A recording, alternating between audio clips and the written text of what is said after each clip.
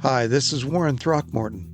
This is the second episode of The Christian Past That Wasn't, a podcast series with the same name as my forthcoming book on Christian nationalist founding myths.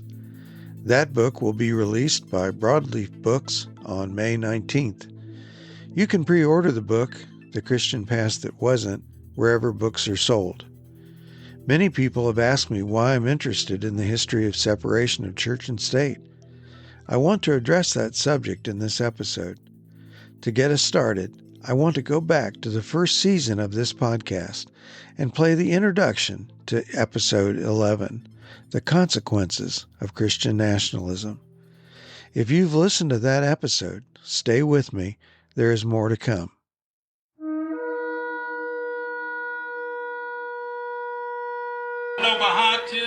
Heard the voice of God. And is now spearheading that bill in Parliament. We want to pray for Oliver. It is your business that you pray for him. Bill will be passed into law without any debate. It's an opportunity Ugandans have now to tell the whole world that our business is to do what God wants. This is an opportunity for Uganda to tell the whole world that our allegiance is not to man, whoever that man may be. Our allegiance is not to nations, however powerful those nations may be. Our allegiance is to God. That was Nsaba Buturo. Buturo was a cabinet-level official in the Ugandan government in 2010, speaking at an event known as The Call in Kampala, Uganda. The Call was organized by Lou Engle, an American charismatic who is part of the New Apostolic Reformation. Think of Engle in the camp of the non-denominational charismatic Christian nationalists I talked about in the last episode. Buturo was invited to speak at Engle's rally to support a bill in Parliament called the Anti-Homosexuality Bill. Engle was in Uganda to support the effort. We are trying to restrain an agenda that's going to hurt the nation and hurt families. I believe Uganda has suddenly become ground zero. But God brought you to make a statement, to stand for righteousness. Buturo was asking for prayer for parliamentarian David Bahati. He said Honorable Bahati had heard the voice of God. He said passing the bill, which would apply the death penalty for private adult conduct, would be listening to God and not men. In 2009, Bahati was a member of the Ugandan parliament and was the co-author of what came to be known as the Kill the Gays Bill.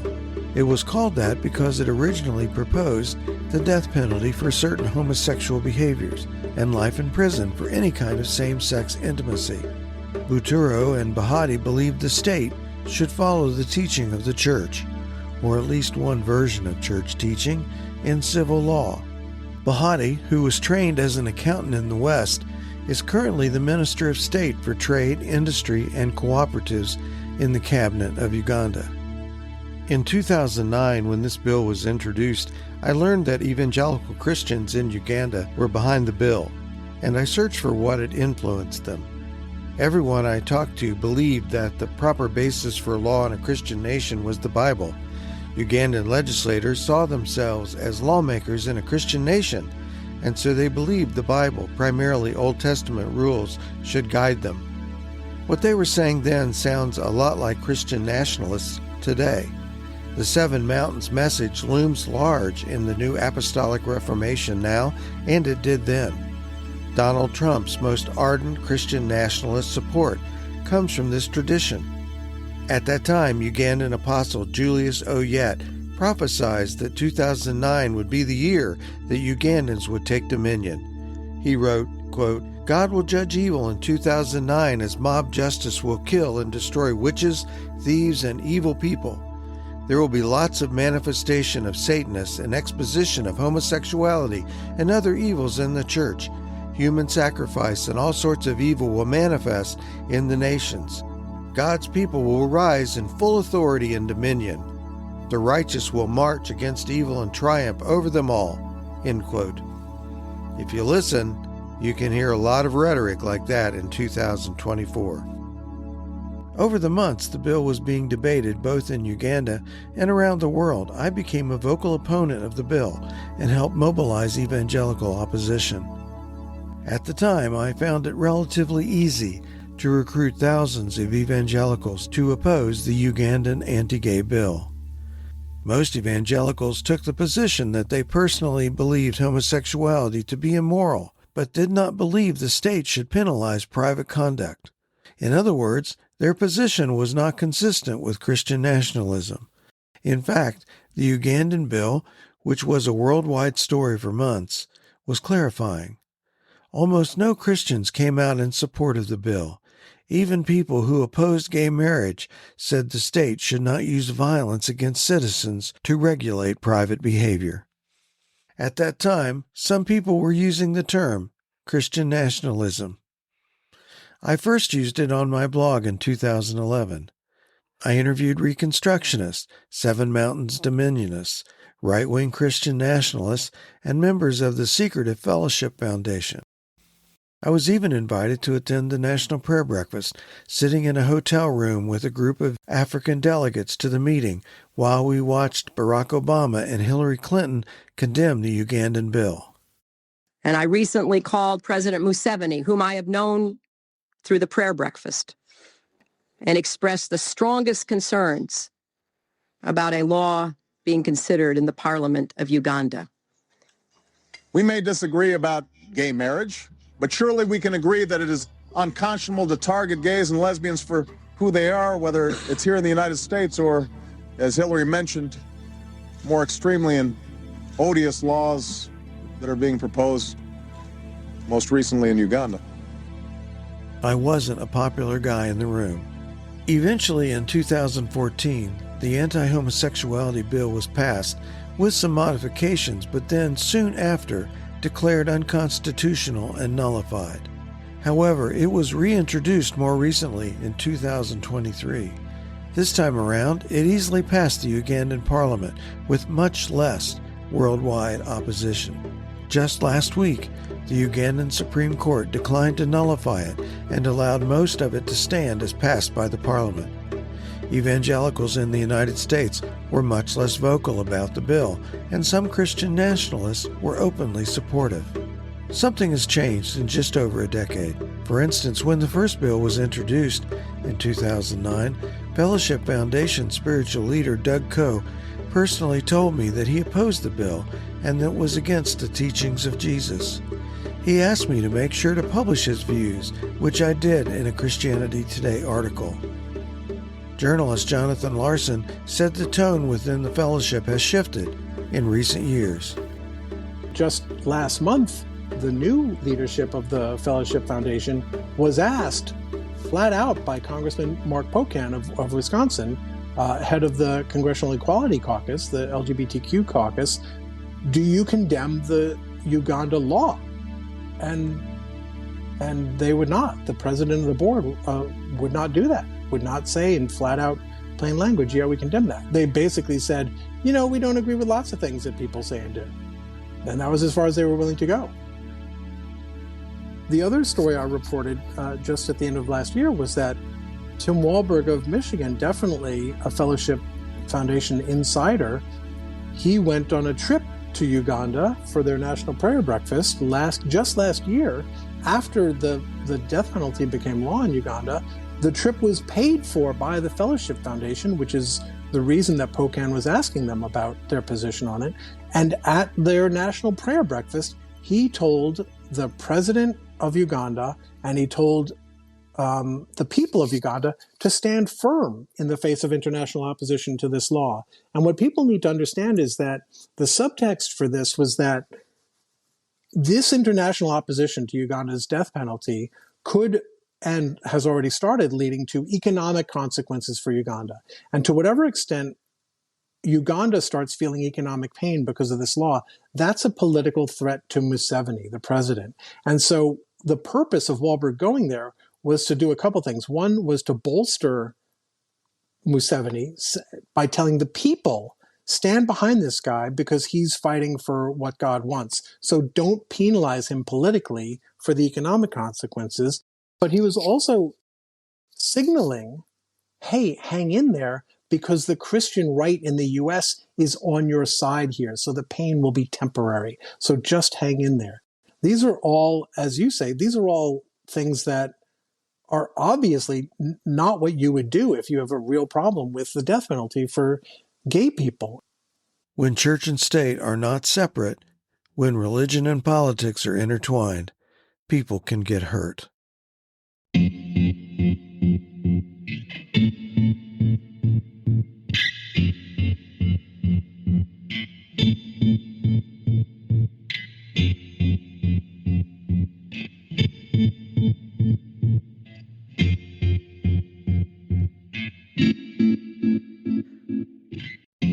In the first season of this podcast, one of the consistent themes of my guests was that church and state entanglements often lead to persecution of one group of Christians by another group of Christians. Christian nationalism requires state-sponsored violence to maintain order and put down resistance. The Christian church cannot carry out its mission when it is actively engaged in violence to maintain political power.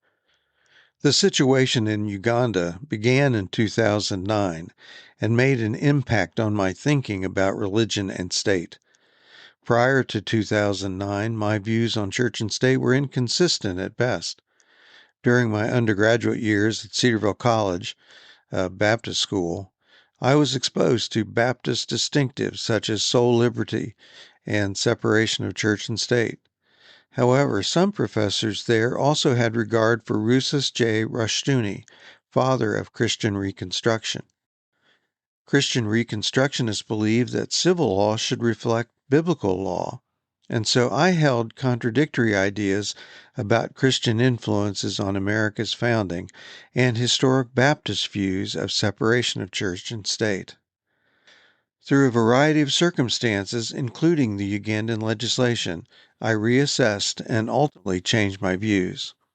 The Ugandan politicians believed they should use violence to achieve some kind of moral authority in their society, and they did that in the name of Christ. It occurred to me that this could happen in the United States. Therefore, merging church and state should be resisted. The state using the church and language of Christianity as a way to gain legitimacy for violent and immoral ends should be exposed and resisted. In the preface of The Christian Past That Wasn't, I point to some articles by a right-wing commentator, Bryan Fischer, which I noticed beginning in 2010. Here's more from the book. And I quote, "My gateway to writing about American history was Bryan Fischer, who for many years wrote and spoke for the right-wing American Family Association. Early in 2010, Fischer wrote outrageous columns about gay people, Muslims, and Native Americans. In short, he claimed indigenous people lost their rights to their land because of moral depravity. Muslims don't have First Amendment protections, and homosexuality should be illegal. Fischer added that only Christians have First Amendment rights and that the Free Exercise Clause of the Constitution meant to fully protect the rights of only Christians, not those who adhered to other religions. These claims bothered me for many reasons, but principally because they struck me as both unconstitutional and reeking of religious arrogance." End quote. While it is true that an important proximal influence was the writing of Bryan Fischer, the situation in Africa helped trigger my sensitivity to these issues here in the United States. By 2009, I had already become convinced that the state has no compelling interest in depriving LGBT people of civil rights. So this law further convinced me that the state had no reason to try to regulate private consensual conduct. The Ugandans' invocation of Christianity really brought home to me the danger of not separating church and state. American Christian nationalists have not yet sought legislation like Uganda's anti-gay bill. However, There are Christian nationalists who want to remove civil rights from LGBT people. White Christian nationalists heralded the recent Supreme Court decision gutting the Voting Rights Act. Secretary of War Pete Hegseth quotes scripture in the same breath as he takes credit for extrajudicial killings and undeclared war. Christianity is used by administration supporters as justification for harsh treatment of asylum seekers and immigrants, documented or not. We are not making progress in realizing the founders' vision of church and state separation. They had reasons to write a non-religious constitution, and we are experiencing the bitter fruit of violating their system. The surge of interest in Christian nationalism concerns me for the near future. Serious proposals by Christian nationalists call for severe punishments for those who deviate from a strict code drawn from a Reformed tradition of Christianity. For instance, Doug Wilson has declared that in his Christian state, Catholics would not be allowed to fully worship according to their doctrines and practices. Stephen Wolfe, who wrote the book The Case for Christian Nationalism, makes room for banishment, imprisonment, or death for those who dissent loudly against his version of a Christian state. Donald Trump's Secretary of War, Pete Hegseth, attends a church affiliated with Doug Wilson's denomination. All of this would require either a change in the Constitution or a willful disregard for it. We are not there yet, but we are seeing signs of disregard for separation of church and state, as well as other rights guaranteed in the Bill of Rights. Stephen Wolfe's vision is to establish Christianity in ways that he doesn't believe violates the First Amendment. Listen. But I do think, nevertheless, there is room for the government in the United States to do things that support religion in different ways. I think one would be Sabbath laws on Sunday, so that people would be encouraged to then attend church and they wouldn't have the distraction of that. It also means that people wouldn't have the temptation to work on Sunday. I mean, if I could be a waitress or something on Saturday, and instead they could go to church. So I think that would be, and that of course that was there have been Sunday Sabbath laws for almost all of our history. So that's not right. Another thing would be, I think that if we're going to say that we're a Christian people and a Christian nation, then public schools, for example, could have a certain role in a limited role in catechizing, not take over from the church, but kind of what a lot of Christian, like private Christian schools do now. I think we could get to the point. I'm not saying enforce it right now. I'm saying if there's more, if we have kind of a stronger sense of we're Christian people, I think public schools could have a role in religion, with kind of a limited role. And I don't think that violates the First Amendment. I think if you look at the way that the First Amendment originally, and I think even to this moment in principle, it constrains the state, or constrains the federal government, not so much the states. So. Right. From my point of view, these policy objectives are clear violations of the First Amendment.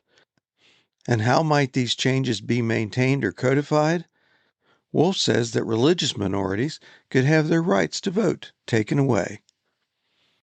I think it's permissible for Christians to deem certain groups to have positions that are detrimental to the fundamental features of society and to rescind their political equality. That's not to say they're thrown in prison or like that, but it's that if they have positions that would be, if they had power, would be detrimental to the foundation of good order, good state, and political society, then it can be rescinded. Now, if you have a constitution that does effectively deal with those issues and those policies, then yeah, you would need to rescind their political equality because it would work. I don't think that the issue, as an American with a written constitution, I don't have a whole lot of confidence that that these constitutional documents are magical and somehow actually bind people well to what's actually said in them. And so, with all this in mind, I wrote The Christian Past That Wasn't, for reasons in addition to what happened many years ago. The constitutional protections of our rights are under attack. I want to do my part now to amplify the facts of the founding and to stick up for separation of church and state. I agree with James Madison when he said, quote, "Every new and successful example, therefore, of a perfect separation between the ecclesiastical and civil matters is of importance, and I have no doubt that every new example will succeed, as every past one has done, in showing that religion and government will both exist in greater purity the less they are mixed together." End quote.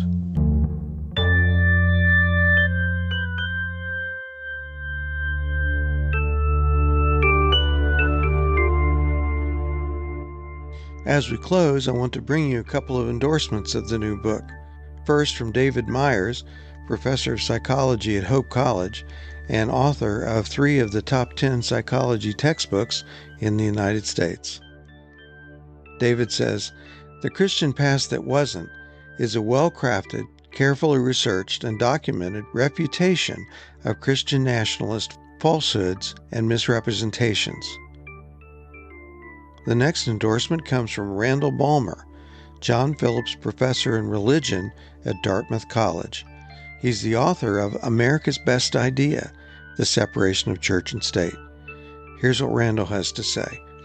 With prodigious research and surgical precision, Warren Throckmorton systematically dismantles the misrepresentations, falsehoods, and outright fabrications perpetrated by Christian nationalists.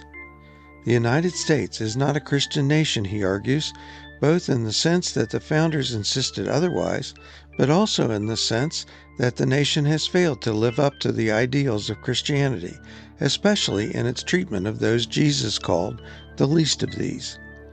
The Christian Past That Wasn't is essential reading for anyone who cares about America's best idea, the radical and unprecedented notion that the best way to ensure the integrity of both the faith and the political orders lies in keeping the two entities separate. I want to thank Dr. Myers and Dr. Balmer for their endorsements. If you want to pre-order, go to ChristianPast.com, where there are many options for you. Please tell your friends about the podcast and give it a sweet rating.